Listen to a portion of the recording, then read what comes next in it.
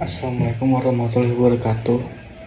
Perkenalkan, saya Wildan Dwi Saputra dengan NPM 2335165163001. Kali ini saya akan mempresentasikan tentang perencanaan konten yang berjudul Daily Dose of Us. Yang pertama yaitu latar belakang.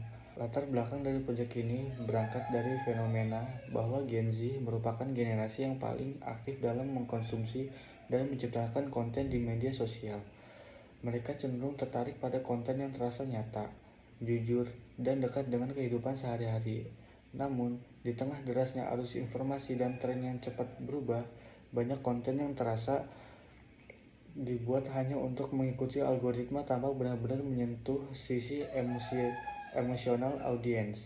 Melalui proyek Daily Dose of Us, konten yang dihadirkan untuk berfokus pada cerita, momen, dan perasaan yang sering dialami oleh Gen Z dengan gaya yang ringan namun tetap bermakna.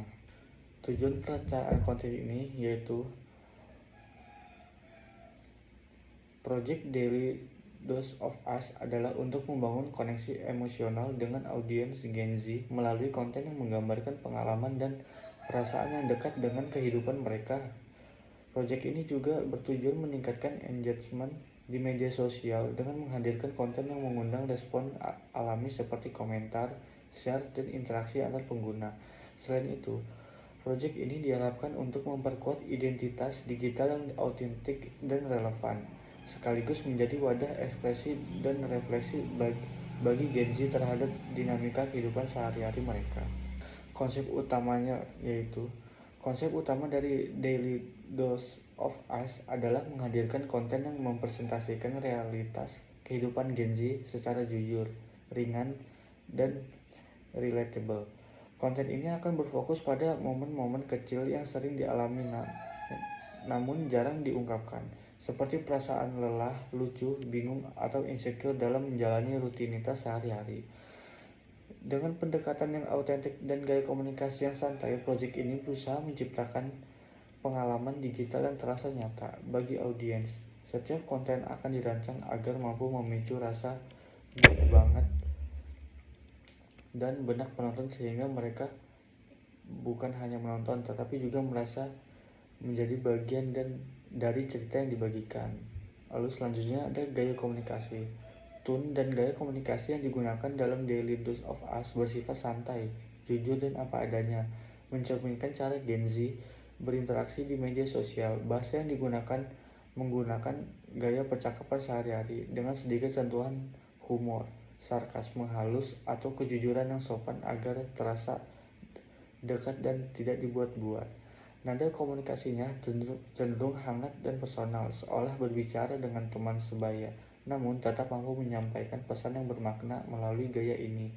Konten diharapkan dapat membangun pendekatan emosional dan menciptakan rasa nyambung antara pembuat dan audiens tanpa kesan menggurui. Lalu platform TikTok. TikTok dipilih karena platform yang paling relevan dan efektif untuk menjangkau audiens Gen Z yang menjadi target utama konten ini. TikTok memiliki karakteristik konten yang cepat, visual, dan berbasis storytelling sehingga sangat cocok untuk format POV atau point of view yang mengandalkan emosi dan pendekatan personal. Algoritma TikTok juga memudahkan konten untuk menjangkau audiens lebih luas melalui sistem For You Page atau FYP. Selanjutnya ada pilar konten yaitu Daily POV, konten yang menggambarkan kehidupan sehari-hari Gen Z secara jujur, ringan, dan penuh canda sarkas lainnya. Lalu ada starter pack, meme series atau foto carousel yang menggambarkan kebiasaan Gen Z dengan gaya humor ringan dan visual yang menarik, misalnya Overthinker Starter Pack. Lalu ada pop culture POV, konten yang mengangkat hal-hal sedang tren di kalangan Gen Z, mulai dari musik, film, meme, fashion, hingga momen viral di media sosial. Lalu ada talk POV, sudut pandang emosional self-talk atau keresahan Gen Z soal hidup dan karir. Selanjutnya ada indikator keberhasilan Daily Dose of Us. Yang pertama ada engagement rate, yaitu meningkatkan interaksi berupa like, comment, share, dan save pada setiap konten. Lalu ada growth of followers, bertambahnya jumlah pengikut secara konsisten di setiap platform. Yang ketiga ada reach dan impression, meningkatkan jangkauan audiens dan frekuensi tampilan konten di feed atau for you page.